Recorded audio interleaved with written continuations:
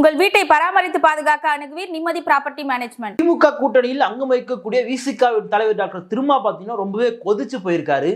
நாங்கள் ஒன்றும் அப்படியே 100% அப்படியே கருத்து ஒற்றுமையோடு நாங்கள் ஒட்டி உரையாடணும் இந்த கூட்டணியில் வந்து நாங்கள் இல்லை, ரொம்ப சகிச்சு போய் தான் இந்த கூட்டணியில் இருக்குன்றதை திருமா அவர்கள் ப்ரெஸ் மீட்டில் வந்து சொல்லியிருந்தாரு. இன்னைக்கு அவருடைய சொல்லாளருக்கெல்லாம் பல சேர்க்க விதமாக பார்த்தீங்கன்னா நாகையில் விசிகாவினர் அரசையும் இங்கே இருக்கக்கூடிய காவல்துறை எடுத்து போராட்டம் பண்ணிட்டு இருக்காங்க. என்னன்னா அவருடைய கொடிக்கம்பம் வந்து அகற்றப்பட்டிருக்கின்ற காரணத்திற்காக நாகை மாவட்ட ஆட்சியர் அலுவலக எதிரே மிகப்பெரிய ஒரு ஆர்ப்பாட்டத்தை விசிகாவினர் அக்கட்சியினுடைய துணை பொதுச் செயலாளர் சட்டமன்ற உறுப்பினர் மதிப்பிற்குரிய ஆளுநர் ஷானவாஸ் அவருடைய தலைமையில் வந்து ஒன்று சேர்ந்து ஆர்ப்பாட்டத்தில் ஈடுபட்டிருக்காங்க. அதாவது திருமாவளவனுடைய 62வது பிறந்த நாளுக்கு 5 இடங்களில் வந்து கொடியேற்றிருக்காங்க நாகையில். வருஷம் வந்து இதெல்லாம் வழக்கம் தான். அவருடைய வயது ஆக ஆக அந்த வயதுக்கு ஏற்றார் மாதிரி பார்த்தீங்கன்னா கொடியேற்றுவாங்க. ஆனால் இப்போ 62வது பிறந்த நாளுக்கு 62 நீங்கள் கொடிக்கம்பு வச்சுருக்கீங்க, நீங்கள் பர்மிஷனே வாங்கலை அப்படின்றதுக்காக தாசில்தார் போயிட்டு காவல்துறை கிட்ட புகார் கொடுத்தா அவர் சொல்லப்படுது. அதனால் வந்து காவல்துறை வந்து அகற்றிருக்காங்கன்னு சொல்லப்படுது.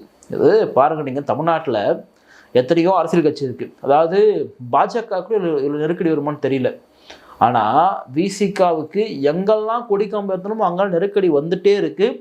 இதே திமுக ஆட்சியில் தான் 60வது பிறந்த நாளுக்கு நம்முடைய தமிழ்நாட்டுடைய முதல்வர் மதிப்புக்குரிய ஸ்டாலினே வந்து அவருடைய பிறந்தநாள் விழாவில் வந்து கலந்துக்கிட்டாரு, பேசினார். அதே 60வது பிறந்த நாளுக்கு 60 அடி கொடிக்கம்பு வச்சாங்க, அந்த கொடிக்கம்பு தான் அப்புறப்படுத்தினாங்க. அப்போது தமிழ்நாட்டில் திமுக கொடியேற்றலாம், நோ அப்ஜெக்ஷன். அதிமுக கொடியேற்றலாம், நோ அப்ஜெக்ஷன். பாஜக பாமக கொடியேற்றலாம், நோ அப்ஜெக்ஷன். விசிக கொடியேற்றினா மட்டும் அங்கே என்ன சமூக பதட்டம் வந்திருப்பது நமக்கு ஒன்றுமே புரியல. இப்போ யார் சமூக பதட்டத்தை உருவாப்பான்னு நினைக்கிறீங்களோ, எவன் எதிராக இருப்பான்னு நினைக்கிறீங்களோ அவனால நீங்கள் கைது பண்ணணும். ஒரு அரசியல் கட்சி வந்து மக்களிடத்தில் தொடர்ந்து உயிர்ப்போடு இருக்கணும்னா இந்த மாதிரி கொடிக்கம்புகள் ஏற்றுவது, கல்வெட்டு திறப்பதெல்லாம் பார்த்தீங்கன்னா மிக முக்கியமானது இல்லையா? ஆனால் அப்படியெல்லாம் விசிகாவுக்கு மட்டும் பொருந்தாதா அப்படின்னு ஒரு கேள்வி நமக்கே வரும் பொழுது, ஏன் அண்ணன் திருமாவுக்கு வராதா? இங்கே அந்த ப்ரெஸ் மீட்டில் பாருங்கள், எனக்கு தெரிஞ்சு அண்ணன் கொஞ்ச நாளாக வந்து ரொம்ப ஆக்ரோஷமாக இந்த மாதிரி திமுக வந்து கூட்டணியில் இருந்தே பேசாமல் இருந்தார். ஆனால் இப்போது சகிச்சுக்கிட்டு தாங்க இருக்கிறோம்.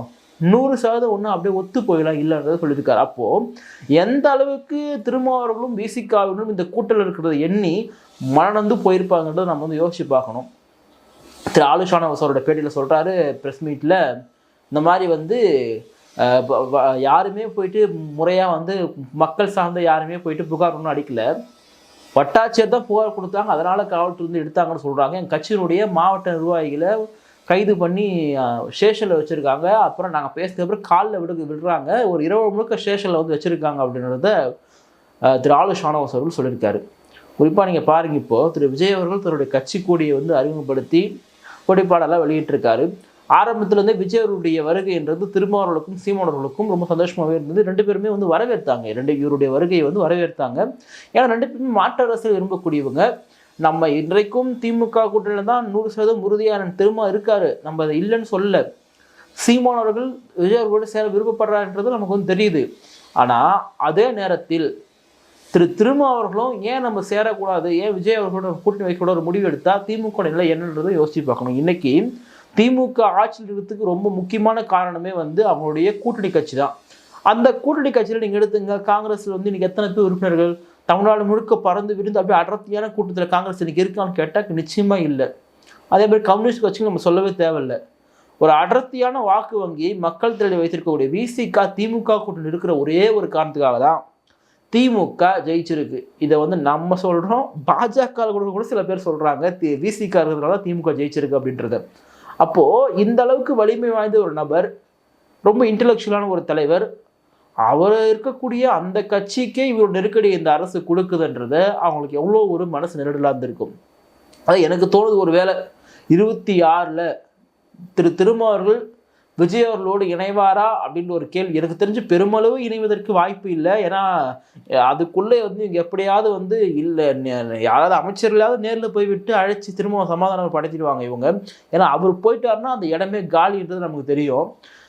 அதனால் இவங்க அப்படி சமாதானம்லாம் படுத்த முடியல. திருமாவர்களை தொடர்ந்து விசிகாவை தொடர்ந்து இவங்க வந்து நெருக்கடிக்குள்ளே இந்த அரசும் அது அரசினுடைய பிரதிநிதிகளும் வந்து உள்ளாக்கிட்டே இருக்காங்கன்றதை அவர் வந்து உணர்ந்து ஒருவேளை விஜயோடு கை கோர்த்தால் நாளைக்கு விஜய் ஆட்சிக்கு வந்தோட 27 விஜய் ஆட்சிக்கு வந்தாருன்னு சொல்ல மாட்டேன் நான்.